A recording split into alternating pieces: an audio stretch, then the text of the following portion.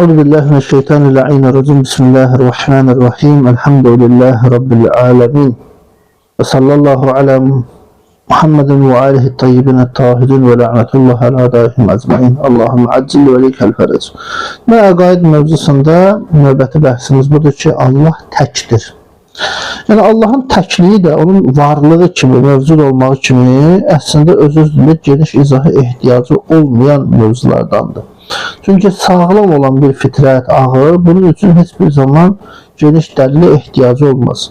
Yani bu iddiamıza da dəlil hər bir insanın gündəlik həyatında baş verən müxtəlif və çətin hadisələr qarşısında olan bir mövqeyidir. Yani hər bir insanın çətin və əziyyətli hadisələr, həlli çox zəhmət tələb edən işlər müqabilində əli hər yerdən kəsiləndə tək və vahid olan bir varlığa pənah aparmağı və ona ümid bəsləməsi, ona sığınması əşkar dəlillərdən biridir. Yəni insanın bütün səbəb və qüvvələrindən ümid kəsildiyi zaman qəlbən və əmələn həmin tək olan varlıqdan kömək istəyir ki, çətinlikdən çıxsın.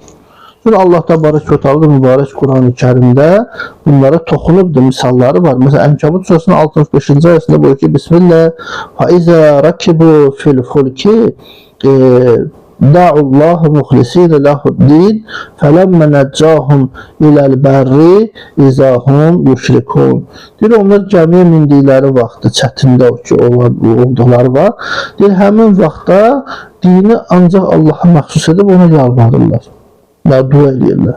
Allah deyir, onları xilas edib quyuya çıxaran kimi yerdə şərik qoşurlar, yəni Allah'a şərik qoşurlar. Və yaxud da Loğman surəsində Allah Teala buyurur ki, mübarək 32-ci ayəsində Bismillah və izə qəşeynəhum mavcun qəzzulali də'avullahu muxlisinə ləhuddin fələmmə nəccahum iləl bərri fəminhum muqtəsidun və mə yədhəd bi əyətinə illə kullu xəttari qafur. Allah deyir ki, kölgələr kimi dalğalar onları bürüdüyü, əhatə etdiyi vaxt, onlar dini Allah'a aid edərək ona dua edirlər. Allah da onları xilas edib quruya çıxarandan sonra aralarında bəziləri orta yolu tutar. Bizim ayələrimizi yalnız xainlər inkar edənlər ki, nankörlər inkar edərlər. Və həmçinin də Yunus surəsində Allah Teala 22-ci ayələrində buyurur ki, Bismillah, sizi quruda və dənizdə hərəkət etdirən odur, yəni Allahdır. Siz gəmilərdə olduğunuz, içindəkiləri xoş bir küləklə apardığı və onlar buna sevindikləri zaman birdən fırtına qopar və dalğalar hər yerdən onların məhz ona aid edərək yalvarıb deyərlər ki, əgər bizi buradan xilas etsən, ki bu cür istəyərlər, dua eləyərlər ki, bizi buradan xilas eləsən, əlbəttə ki, biz də şükür edənlərdən olarıq. Ki, açıq-açıq deyirlər ki, yənəkunənnə minə şakirinə fələmmə əncahum izəhum yəbğunə fil ardı bi qeyril haqq. Deyir, bunu deyərlər, Allah onları xilas edir, elə ki, nicat tapdılar, dərhal haqsız olaraq yer üzündə azğınlıq edərlər, zülm edərlər. Və yaxud da, məsələn, İsra surəsində, məsələn, Allah Teala 67-ci ayəsində, Zümar surəsinin 8-ci ayəsində ki, buyurur, Bismillah, sizə dənizdə bir çətinlik üz verən zaman Allahdan başqa ibadət etdiyiniz bütlər qeyb olar. Amma Allah sizi xilas edib quruya çıxartdıqda üz döndərirsiniz ki, və kənəl insanu kəfura, insan isə küfr edəndir. Yəni bunlar da göstərir ki, həqiqətən də qəlbdir, ağıldır, fitrətdir, Allah Teala'nı tanıyır, təkliyini təsdiqləyir, şəriksiz olduğunu dərk edir və başqalarına pənah aparır. Allah Teala və onun belə deyək ki, təkliyi mövzusu yenə də həm nəqli, həm əqli dəlillər üzərində qurulur. Əqli dəlillər çoxdur. Məsəl üçün biz bunu demək olar ki, Allah Taala'nın təkliyi haqqında olan dəlillərdən biri nizam və tədbir dəlilidir.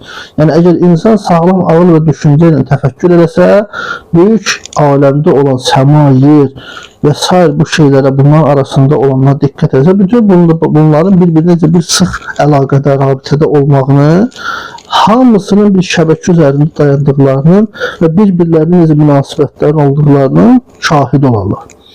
İnsan belə də, yəni xülasə olaraq desək, mahiyyət budur ki, İnsan həqiqətən də ağılla, təfəkkürlə, ona verilmiş mənəvi nemətlərlə ki, düşünsə, təfəkkür eləsə, bunların vasitəsilə haqqı ələ gətirə bilər. Mahiyyət də budur ki, onların rabitələrinin münasib və uyğunluğu sanki bir cihaz oxşayır. Yəni, bir cihazın müxtəlif hissələr bir-birinə mane olmadan hərəkətdə olur. Hər biri öz işini dəqiqliklə icra edir. Yaradılış aləminin də hissə və cüzləri bir-birlərini tamamlayır, öz işlərini nizamlarını icra edir. Bütün bu tamamlıq, dəqiqlik onların hamısının bir yaradan və idarəçi tərəfindən yaradıldığına və idarə olunduğuna aşkar dəlildir. Yəni, tədbirin birliyi, yaradılışın sıx irtibatı, bütün xilqətin bir-birlərinə münasibliyi onları yaradanın və idarə edənin tək olmağına dəlalət edir. Çünki yaradan bütün məxluqatın ehtiyacına, həyatına alim kəsdir, təbii ki. Və hər bir düşüncə və hiss sahibi üçün ağlın ən aşkar olan, ən zahir olan, belə deyək də, yəni aşkar, zahir olan bir dəlil sayılır, dəlildir. Yəni, elə bir tədbirin birliyi, yaradılışın sıx irtibatı, bütün xilqətin bir-birlərinə münasibliyi, onları yaradanın və idarə edənin tək olmağına dəlalət eləməyinə bir işarədir. Yəni, yaradan bütün məxluqatın ehtiyacına və həyatına alimdir. Mahiyyət də budur ki, hər bir düşüncə və hiss sahibi üçün ağlın ən aşkar olan dəlillərindən biridir və bəşərin bütün təbəqələrini dərk edə biləcəyi bir qaydadır. Yəni, aləmdə, yaradılışda fəsadın və ixtilafın olmaması onları yaradanın və nizamlayanın təkliyindən xəbər verir. Çünki aləmdə iki dənə yaradan, iki dənə ilah olsaydı, xilqətdə də daim fəsad və ziddiyyət olardı. Yəni, biri belə qərar verərdi, biri başqa qərar verərdi. Ki, biz bu dünya tarixində dəfələrlə bunun nümunələrini görmüşük. Məsələn, bir məntəqədə iki dənə hakim, əmr sahibi olsa ki, nə olurdu? Orada müharibələr, fitnələr ki, baş verirdi və nəticə etibarən hər kəs də cəmaatı özünə çəkməyə, hakimiyyəti, vəzifəni öz əlinə almağa çalışır. Bunlar tarix boyu şahid olmuşuq, bəlli bir məsələdir.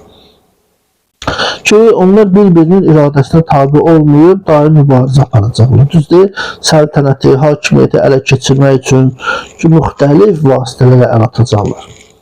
Nəticə etibarən həmin məmləkətdə heç vaxt əmin-amanlıq hökm sürməyəcək. Və həmçinin, əgər bir cisimdə iki ruh olsa, insanın heç zaman rahatlığı ola bilməz. Çünki hər bir ruh öz iradəsinin tələbinə uyğun cismi zəhmətə salır və öz istəyini onun vasitəsilə həyata keçirir. Düzdür, nəticədə insanın cismi daim qarışıq vəziyyətdə olardı, nizamsız olardı və Allah Teala da bu deyilənlərin, yəni fəsadların olmamağı üçün təbii ki, yaradanın və idarə edənin də bir olmağa dəlil sayılır. Yəni ki, biz görürük ki,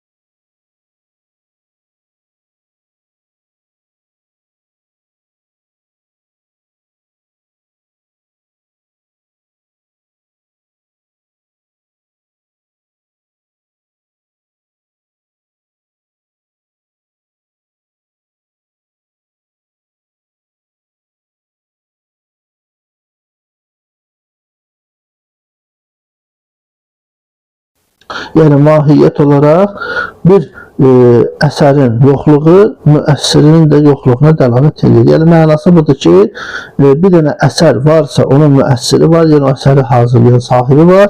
Yoxsa demək ki, onun olmayan əsərin aydın ki, müəssiri də, yəni sahibi də yoxdur. Və sağlam ağıl və fitrət aləmdə olan bu əsərləri müşahidə edir, onların nizamına əminlik əldə edir. Əgər Allah Taala'dan başqa ilah olsaydı, onun əsərləri də heç bir mane olmadan görünər və insanlarda onların yaradanının varlığına əminlik hasıl olardı. Hər bir yaradanın öz yaratdığına nişanə və əlamətlərin olması labüddür. Allah Taala'nın əsərlərindən başqa digər əsərlərin olmadığına dair olan qəti elmimiz onu şəriksiz və uluhiyyətdə tək bilməyimizə kifayət edir və tələbidir bizdən.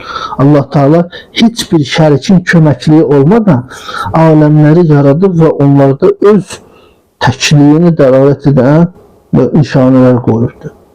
Necə ki, məsələn, Əli əleyhissalam bir rivayətdə deyir, bir harda gələn rivayətdə oğlu İmam Həsən, İmam Hüseyin əleyhissalama vəsiyyətində deyir ki, ya bunayyə ənəhu ləvkânə li rabbikə şərikun Həzrət deyir ki, ey mənim oğlum, əgər Rəbbinin şəriki olsaydı, o zaman o öz rəsullarını sənə göndərərdi və sən onun mülkünü və varlığını əsərləri içərisində daşıb, belə deyək də,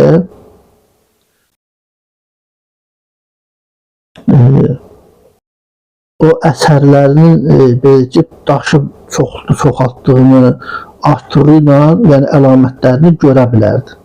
Yəni onun Allahın yəni işlərini və sifətlərini tanıyardın. Amma Allah birdir, vahiddir, ilahun vahidun kəmə vasıfə nəfsəhu. Necə ki, o Allah özünü bu cür vəsf edibdir, tanıdıbdır, bildiribdir.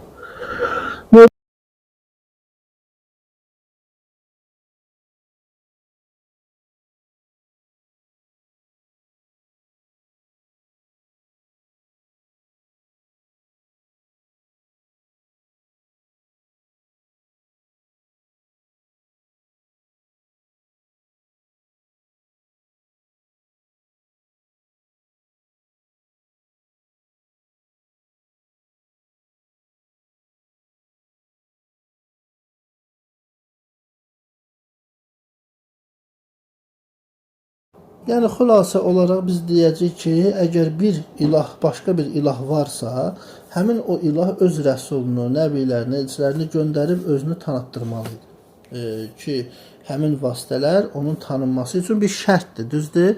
İndi biz nə edirik?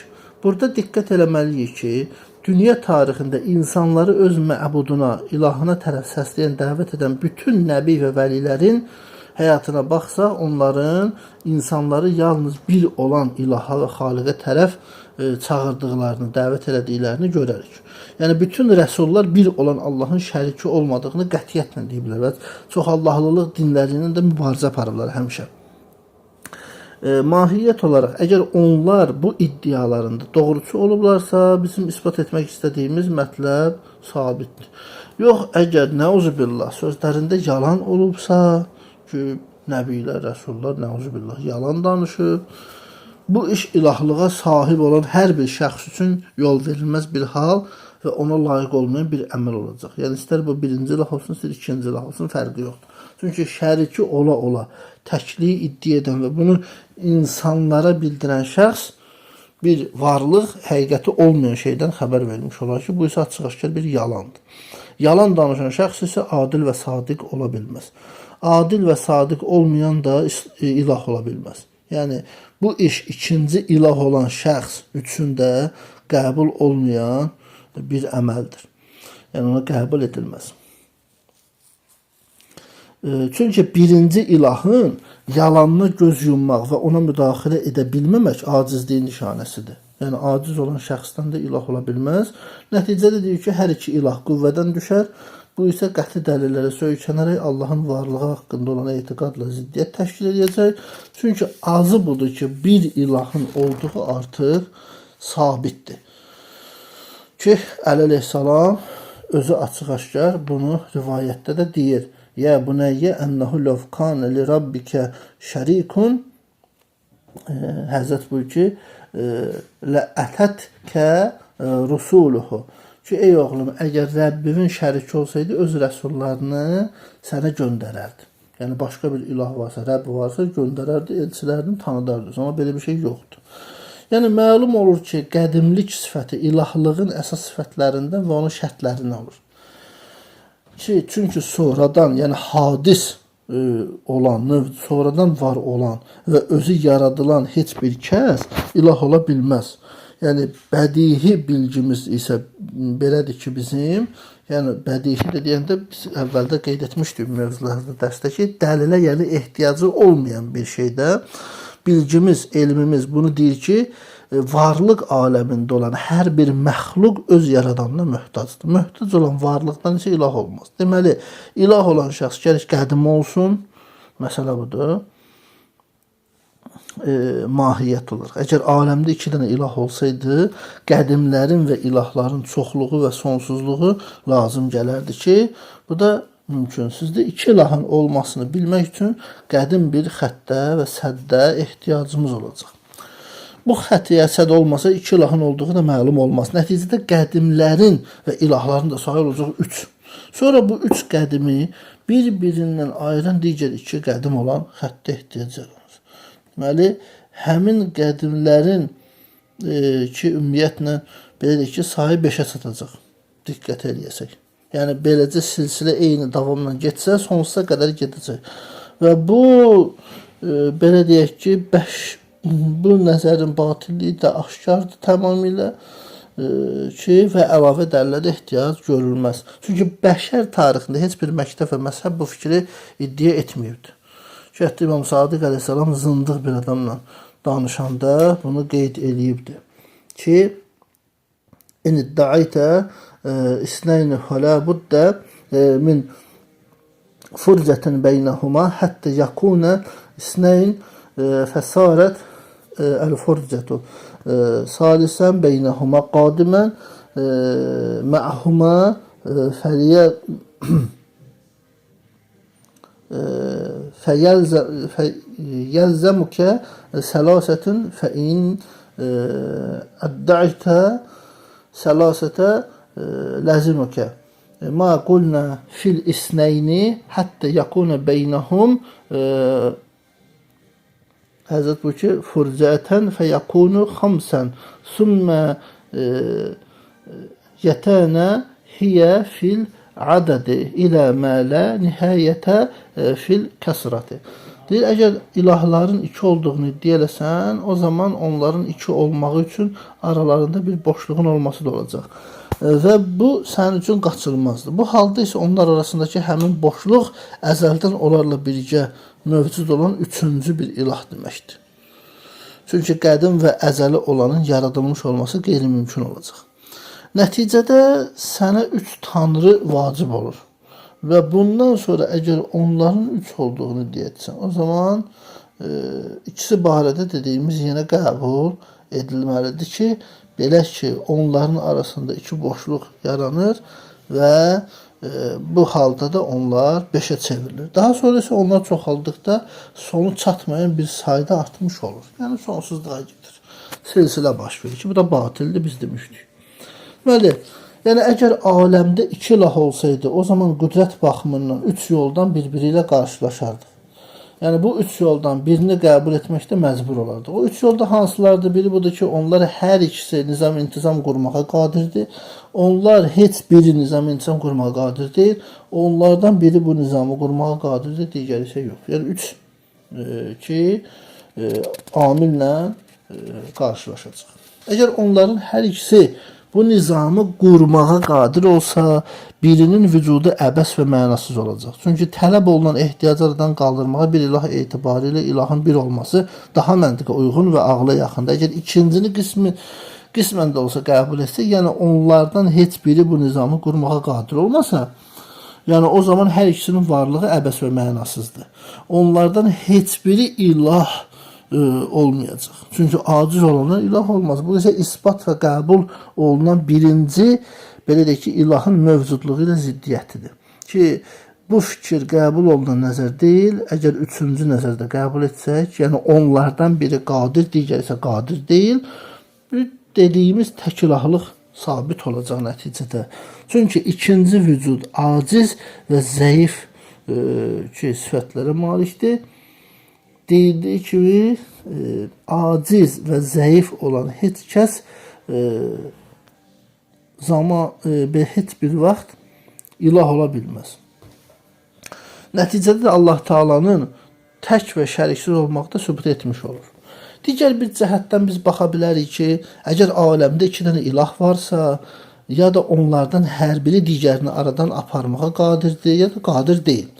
Yəni, ya onlardan hər birinin, belə deyək də, digərinə qələbə çalmağında qüdrəti var, ya da ki, qüdrəti yoxdur. Əgər birinin digərinə qələbə çalıb aradan aparmağa qüdrəti çatsa, digəri məğlub olmağa imkanı olsa, bu varlıq vacibə vücud sayılmaz. Yəni, mümkün vücud sayılır. Yəni, yaradılmış, yaradan yox. Varlığı ilə yaranma sifəti isə ilahlıq sifəti ilə ziddiyyətli olacaq. Yəni, nəticə olaraq yenə də belə deyək ki, ilahın birdən artıq olması təsəvvür olunmur.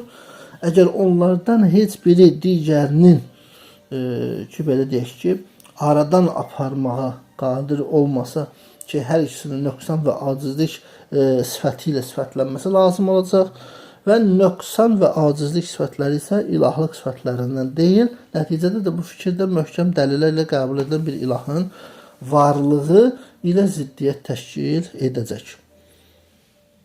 Yəni, gördüyümüz kimi də danışdıqlarımızdan hər iki halda bir olan şəriksiz ilham varlığı ki, söhbəti gedir ki, həqiqətən də hər iki halda tək şəriksiz olan Allahın varlığı sübuta yetmiş sayılır. Digər bir cəhət budur ki, əgər aləmdə 2 ilah olsaydı və onlar yaratmaq və idarə etməkdə şərik olsaydı, hər ikisinin nöqsanlı və ehtiyacı olması lazım gələrdi. Çünki şərikli olmaq özü nöqsan və ehtiyacı irəli gələn bir işdir. Həmçinin şəriklik kamilliyə və aliliyə ziddir. Kamillik ucalıq, qüdrət və hər bir şeydən, hər bir kəsdən ehtiyatsız olmaq mənasındadır ki, naqislik və ehtiyac sifətləri də ilahlıq sifətlərindən deyil. İlah ona şəxs olaraq gələrək mütləq şəkildə kamil və belə deyək də hər bir şeydən ehtiyatsız və zəngin olsun. Yəni, tək olan Allah Taala'nın vücudu mütləq şəkildə nöqsanlardan pakdır. Bizim də etiqadımız da zaten budur. Onun Allahın yəni ғəni və zəngin olması, hər bir şərikdən uca olması da kifayət edir biz üçün. Bu mahiyyət budur yəni. Və nəticədə bu ki, ehtiyac və nöqsan sifətləri heç zaman ona doğru yol tapa bilməz və şəriki olmaqdan da çox ucadır. Digər bir cəhət budur ki, əgər aləmlərdə ya aləmi götürəndə 2 ilah olsaydı, onlar vacibəl vücud olmaqda şərik olsaydı, hər ikisinin mürəkkəb olması lazım olardı.